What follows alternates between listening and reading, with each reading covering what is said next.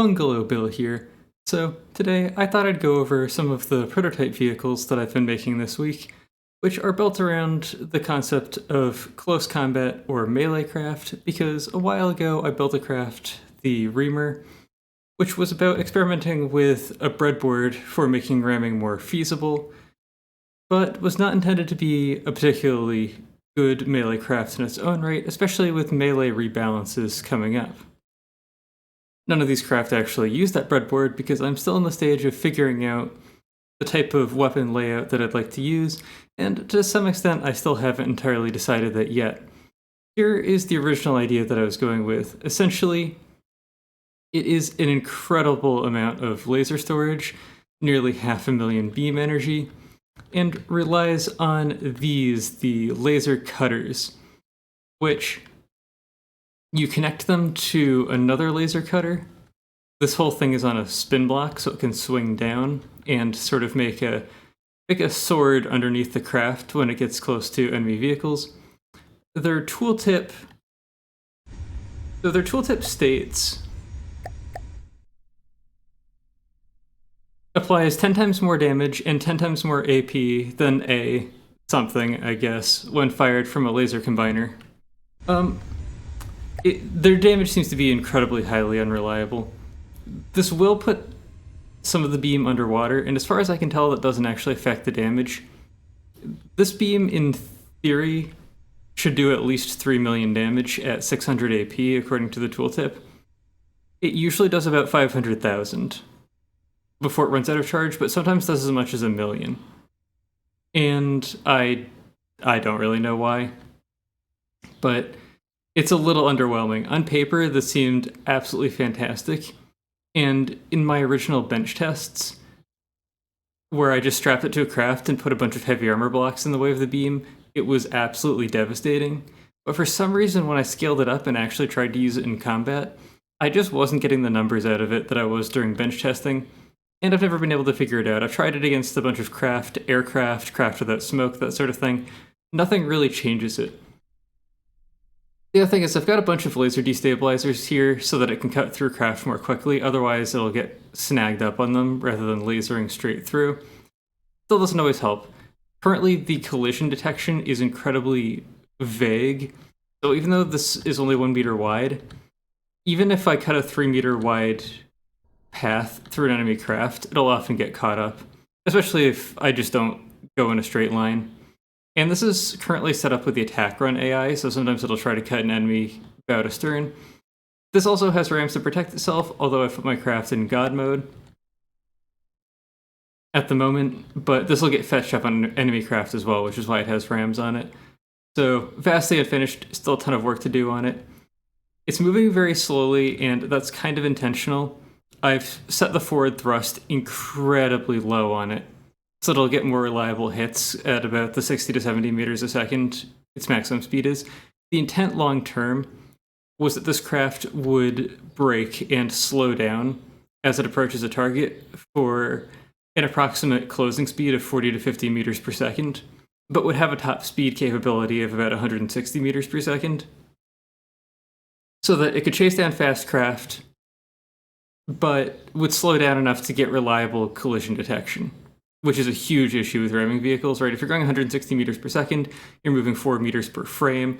This can cause some serious issues, because that's basically like the whole length of this laser blade in an entire frame. So, slow that down to 1 meter per frame or so. And then the backbone of the sword is built out of, well, the medium steam drills, which are connected by black magic, which is actually these struts. So any of these struts give you one connection point that will allow them to connect to blocks that you can't normally connect to. That's what I'm using. The reason I'm not using heavy armor here is, one, so that it can deliver a bit of extra kinetic damage when it gets stuck to try to destroy any pesky blocks, and two, so that it doesn't take kinetic damage in return, because if I'm just using 2 or 3 layers of heavy armor here, it'll get destroyed if I hit a craft like the Rhea. I'm also using a breadboard, a non-AI breadboard, in order to... Well, this shouldn't have a yaw angle. in order to control pitch angles on these. I wonder if these all have them. I probably had the configuration changing the yaw angles and realized that doesn't do anything because they're so widely spaced compared to the center of mass that it doesn't really give me very much. These should instead just be changing the pitch angle to roll and pitch, and it makes this craft incredibly maneuverable.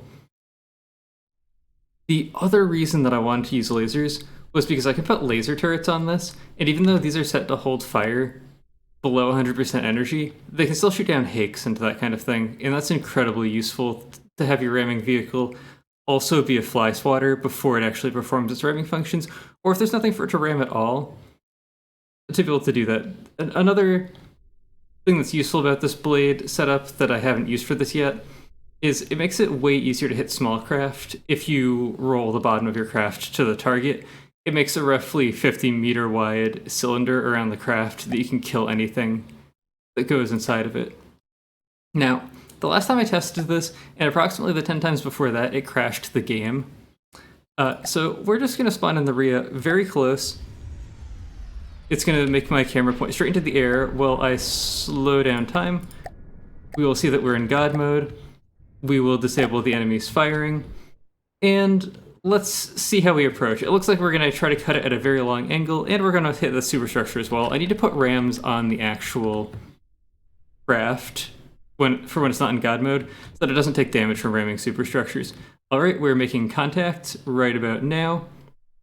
And we'll just watch the damage numbers. Alright, we're doing some kinetic damage because we've started hitting with a drill and maybe with our craft a little bit on the superstructure. You can tell by the way that we're leaning forwards despite the jets that we have pitching up that we're starting to fetch up on it. And I believe we retracted because we killed it. Yes, it is dead. Did the cut go all the way through, or we AI deaded it? But the cut... Yeah, it looks like the cut went all the way through. So, I think this may still be a viable way to do this, but it's not... And actually, that did pretty impressive damage, right? It used about half of our energy. We did recharge some of it, but we'll say about half of our energy. And cut all the way through the Rhea. So, although not quite where I thought this craft was going to be, it is still incredibly dangerous. The other thing is I should go over the cost. This is a fairly pathetic 20 laser firepower, and I figure fully built this craft would be at about 100,000. But the reason the firepower is so pathetic is because so much of the cost is in cavities. So I'm going to skip ahead a little bit and then we recharge and then spawn in a slightly bulkier craft and see what kind of damage we do to it. Alright, we've recharged. I'm going to spawn in the Tyr. It's not way bulkier than the Rhea, but it is bulkier. We will turn it off entirely, including its movement, because I want these tests to be as controlled as possible. I'm going to hit this one at full speed. It does make a difference. So game speed, not that the craft speed is different, that the game speed is different. So we fetch up on it way, way earlier. And I guess we did also hit the superstructure. And from the depths crashed. The pop-up won't show up for you because I'm only capturing the game window. That was a little unfortunate that we hit the superstructure and then we hit the bottom of the craft. But unfortunately, I've been having extreme difficulty testing this craft for that reason. So I'm sort of sidelining it for now, both because the laser cutters aren't doing what I need them to do, and because I can't test it. I really can't. I've crashed the game like 20 times trying to test this thing. So let's move on to some of the other ideas that I've been testing out. This is a little inefficient cost-wise, but this thing would cost roughly 100,000 if it was made a bit more efficient. So it's a fairly even cost comparison to the previous craft that you saw. Now, the longer you make the melee pack beams, the less damage they do. It's why the firepower number was so variable. So, one of these vehicles that actually collides with the enemy and then digs in from there would probably be way more viable. It would also be easier than hovering over, which requires a fairly slow craft. Oh, this could do it with the Rhea under full steam. This thing is surprisingly quick. But you can see we do rack up a pretty good amount of damage from these packs, but it's way, way slower than lasers, right? So you can't just cut a ship in half. You really have to hover. Now, we're quickly going to run out of ship to destroy because I am not taking a very efficient path at doing this. And in fact,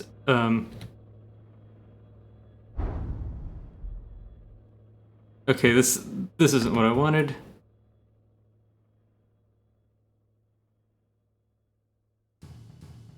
Do something more like, oh dear, things are exploding. Well, it's AI dead. But something like this. So this is the reason. This is the reason that melee packs were nerfed, I would suppose, by 100%, or you can say 100% or 50%, however you want to say it. Their damage was cut in half.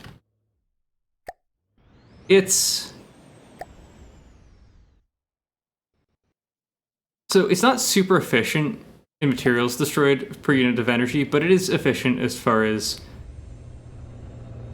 you'd compare it to normal packs. Now, I think... no, I don't want that.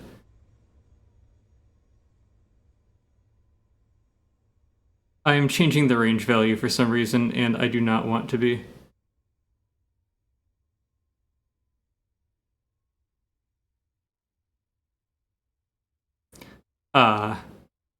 These do not do what I thought they did.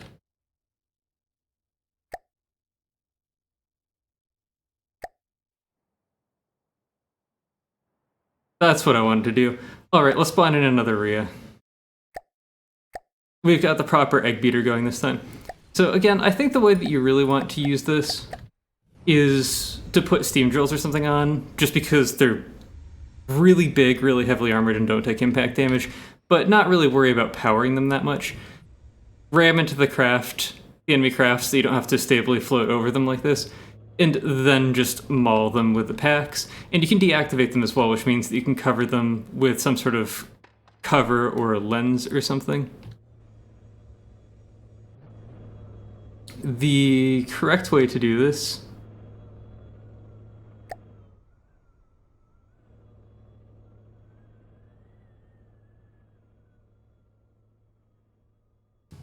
would either be to use the cosine for one of them to desync them, or to change timings in some other way. So now we can really get maximum damage going, which I suppose isn't as good as just bulldozing the AI, but we don't know that the AI is at the geometric center of the craft. It just happens to be for the Rhea. And like, the damage is certainly good, but I wouldn't say incredible. But this is pretty much on par with the laser cutter craft, with the exception of the fact that we're not making physical contact with the enemy, which is one of the reasons I did this rather than the steam drill version. So we're not crashing the game, which has been something that I've had extreme difficulty with recently. I believe we've cut almost everything that we could contact. The main thing I don't like about melee packs is that, well, they don't update very often, so they look super chunky. Looks like they update like twice a second, 4 times a second, maybe, something like that. So, to me, these seem maybe a little bit better than laser cutters because you don't have to have another contact point at the end. I mean, that's really good on its own, because reaching all the way past an enemy craft with a superstructure like this is really difficult. I don't have an example of combining them with just ramming something. It doesn't take too large a stretch of the imagination to think about how well that could potentially work. And I might try it myself later. I just got sick of crashing the game after a while and decided to do this instead. So now I have 2 more craft, both of the same variety, that use one of my favorite close combat systems to an extent where you could properly phrase it as a melee system. There's another category that I actually saw on Reddit earlier today, and I've been thinking about building one in that category for a while, but I haven't, and we'll bring it up later. Okay, if you watched my Live Wood Neater series, this vehicle may be somewhat familiar for you. This is the Depth First Search, except it has the mortars from the 5th season on it. Now, these are for drag reduction. They can get a little bit in the way of the mortars. I probably should have put them all the way up here. And this uses attack run 2.0, which is a U-turn rather than attack 1.0, which doesn't. The next one will use attack 1.0. We don't want the U-turn because we lose a lot of stability turning under the enemy vehicle, which will make us miss a lot more. But the idea is, ram cannons are fantastic. They do a lot of damage. In some cases, if you get a good hit with them, you can even one-shot incredibly highly armored vehicles, because with the kind of kinetic damage you can get out of these, it's not feasible to armor against them, especially if they're coming in through the top of your ship. But unfortunately, enemies do things like put lambs on their vehicles, or sea-whiz, or they move, right? So the way I figured to counteract that is, well, we'll put the crams on a... Okay, that was a little unfortunate. We'll put the crams on a submarine, and we can at least fix some of those problems. The enemy will still move, and in fact, the ship is very slow, which I did intentionally. And the reason I slowed it down was just so that it would hit more reliably while it's turning under an enemy vehicle and dropping its stability. But in a productized version of this, the goal speed would be about 40 meters per second, because that's really what you need to have any chance of getting your attack runs to work against an enemy ship. So let's spawn in the test vehicle that we've been shooting at a lot for comparison. Now, this is about the same cost. These are our radar buoys. It's about the same cost as the other ships I've been advertising. At least that's what the full cost would be when built. These mortars combined cost about 50,000. I have no fuse on them, so we can see if they have enough kinetic damage or not. The first 3 stopped inside the enemy vehicle. And the last 3 just went all the way through. So yeah, that's actually quite a lot of value for a relatively cheap vehicle. And these are set with about a 25-second reload, so they can do this all day. An option with crams is to go for the Doom cram. That time they all overpenned, but we did, I think, put them through the same hole. And just have like a 100-second reload, and just try to kill the enemy with the first shot, and really just hope you hit. The next vehicle that I'm going to show is of the same vein as this one, and it has double the firepower, but still isn't a Doom cram, but it's fused, so we'll see the effects of the fuse. This is just showing the amount of kinetic damage that you bring forth. Also, this doesn't always move under its aim point, so sometimes it just doesn't fire. But it doesn't seem to be having that problem now. We got a few detonations inside, a few detonations outside, or a few shells that went all the way through. And just... we haven't been hitting the most vital points, but if this hits the right point of a craft, it just kills it. It's not doing a huge amount of percentage damage. Not really as effective as the pack melee lens in terms of raw damage. But in terms of just alpha strike potential to kill your opponent, it can be a little hard to beat this. Don't think we actually fired all of the guns that time. Always a little hard to tell. I'm going to give this one more pass at the enemy vehicle, and then I'll show the effect of a larger and fused cram. Because the next step is, well, make a frag cram that's fused, because that's just how you put holes all the way through a ship.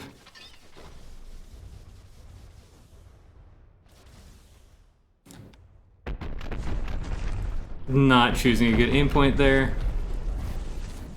It does have target clusters of blocks on, but sometimes it just does that, and I can't really explain why. It's not like we were missing, because that was very staggered and they all fired at exactly the same point. Anyway, let me spawn in the next one, and then I'll talk about the vehicle that I didn't build, but it's kind of a cool idea and I want to. Alright, so firepower-wise and mobility-wise, this is a bit of a step up. It's obviously a prototype because nothing's enclosed, and the form leaves a lot to be desired. I just wanted it to be efficient. It's still slower than I would like at a top speed of 33 meters per second, although highly maneuverable because it's willing to just shove its main engine at 90 degrees. This is actually the cram cannon lifted from the Caldera. It costs, if I remember correctly, 88,000 materials.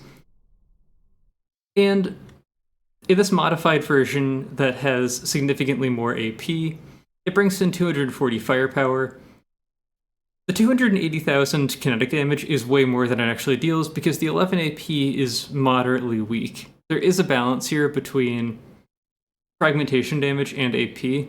This is usually still strong enough to require its fuses to detonate them. It has both pen depth and time from first impact, but it should really probably just be time from first impact. That's the better fuse.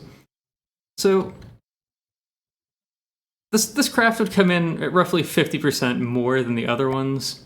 When it's fully built, probably about 150,000 materials. Make sure it's invincible. This one's attack round 1.0. We'll see the difference here. Spawn in the same test dummy as before. It's not fast enough to stop us from hitting it, I think, but I would still rather have it sit in one place while we shoot at it. Also, it's probably better to have the cram barrel at the front rather than the back, so we take our shot earlier. And there's the first hit, about 500,000 kinetic damage. Shot probably detonated about here with fragments coming out the side. Not going all the way through here though, it looks like they stopped about there-ish. And some fragments coming out the top as well. So we're coming in for a second pass.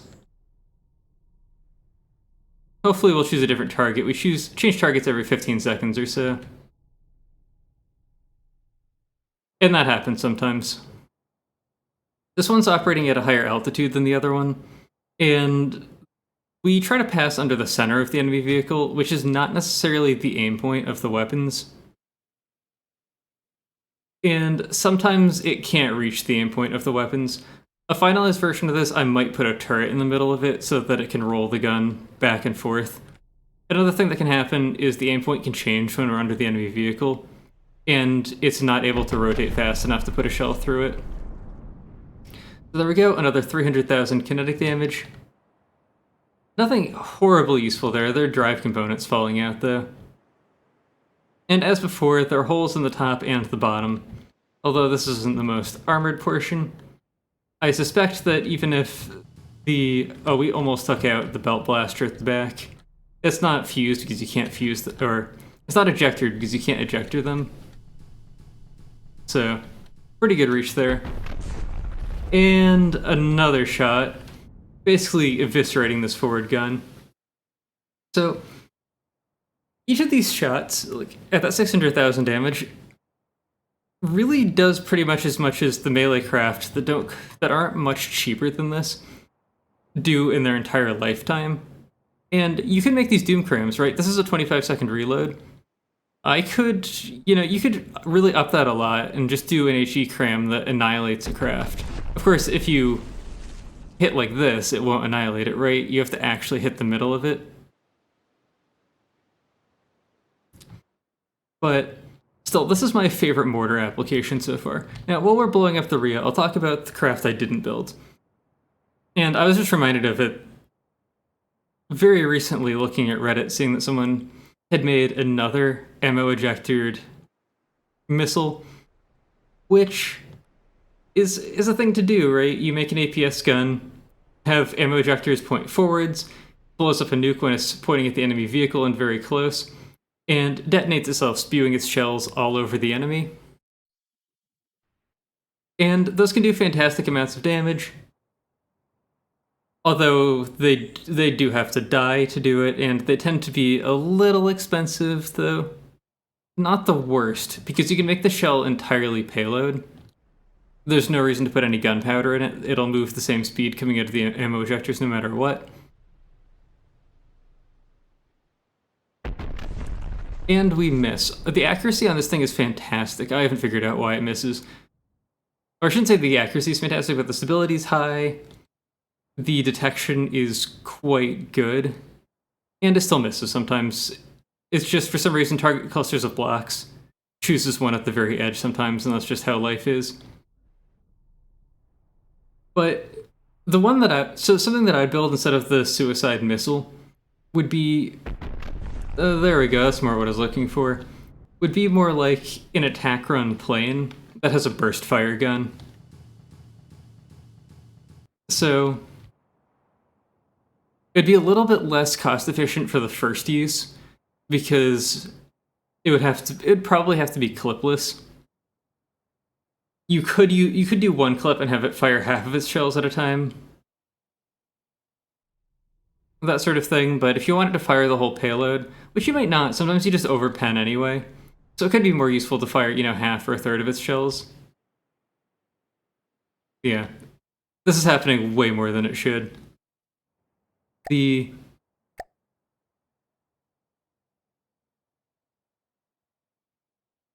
I've seen this happen a few times during testing, like once or twice, but I've never seen it happen repeatedly like this. The lower the altitude, the less it has to swivel its gun to get the same effect, so the more likely it is to actually hit.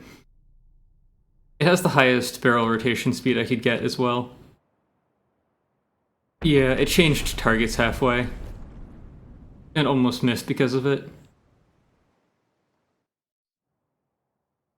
So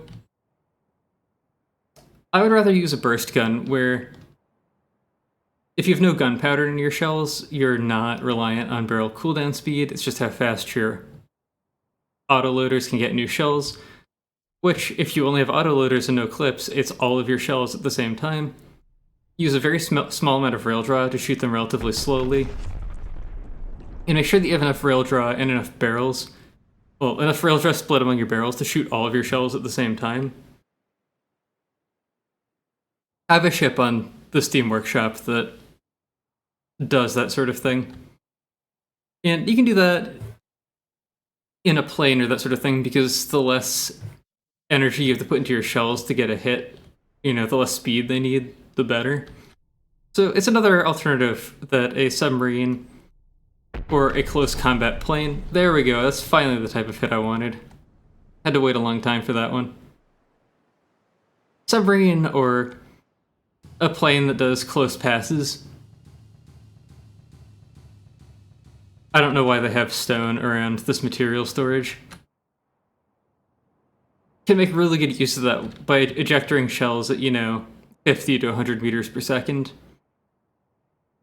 Which is essentially free energy-wise from a railgun. It takes very little investment to eject your shells at that speed.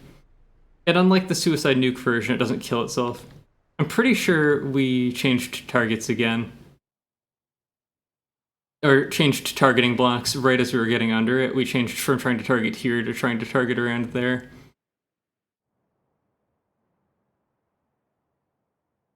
In theory, the frequency that we change block targets at isn't a divisor of our attack run, and it's fairly infrequent, so we've been getting really bad luck. I should probably slow it down a little bit more so it's even less likely. And there we go, taking out the rear turret. Just a bunch of little fiddly stuff with getting a craft like this optimized that I haven't really done yet. And I'm not going to do until I actually sort of pick one of these vehicles to productize. Although I'm probably going to do a little bit more of an adventure mode playthrough first. I'm getting pretty close to the end of the recording for this next episode, but there's been very long periods where nothing's been happening. And it's been taking me a long time. Definitely helps to actually get a target center of blocks on these, but the effect is at least mostly what I'm looking for. That these things are incredibly difficult to defend against. The only thing that can really do it is either Sea Whiz on the bottom of your boat, which is going to have trouble establishing contacts against the shell in time. I'm not even sure it can spot it. I don't know how well any of the underwater detection works against cram shells. Or torpedo interceptors can probably intercept them, although I've no idea if that's true or not because I've never tested it, and I don't know if they're set up to target them. But the other issue is that torpedo interceptors are kind of slow, and the ranges here involved are very short. So the chances of actually getting a torpedo interceptor to hit a cram shell, even if it does damage, is just phenomenally low. Well, we put that one through the empty part here, and then the time from first surface detonated it somewhere up here. And although this hasn't gotten very many lucky shots, I still think it proves a point that you don't have to kill the ship with this sort of thing. You'll kill the ship with something that has more firepower and can destroy blocks faster. You're looking to put holes all the way through it, and you're looking to do it in a way that bypasses the active defenses of the ship. That's really the same. I really don't know what's up with those shots. It's been a while debugging this to make sure that the stability was good, that the required accuracy on the cram was good, that the detection was having a very small error, so it was, sub 1 meter under the prediction time the cram shell was passing at. None of them really helps, but that's sort of the tactic for all of these ships, that they're intending to do damage in a way that bypasses active defenses, and just destroy ships in a way that they can't really protect themselves against. They can still kill you. You can shoot at a submarine. For some of the faster and smaller attack planes, they can be very hard to shoot down, though. The first one I showed in particular, you can roll it to be edge on and that sort of thing. It'll present a very small target. And it's very maneuverable, so you can make it pretty squirrely on the way in. But you can still kill them, and that's pretty much the only way to defend yourself against them. Their actual munitions are not something that's counterable. So there's something that I was intending to put together a little bit for my fleet, so that I'm looking to expand the diversity of the adventure mode fleet a little bit, and I wanted 1 or 2 very close combat craft to put in there. So I'm thinking about developing these or some of the other ideas into an actual finished ship. So we'll just have to see what I decide to actually do. I haven't quite made up my mind yet. I was really invested on the laser sword idea because it seemed really cool to just rip ships in half, but I can't be crashing my adventure mode playthrough like every 5 minutes, so that might just have to not happen. I might have to pivot. I intended to do, to finish that and to actually do a video about the finished crafts instead, and then sort of realized I was going to have to mothball it. So anyway, if you have any ideas or suggestions, let me know. I hope you all enjoyed watching, and I hope to see you in the future.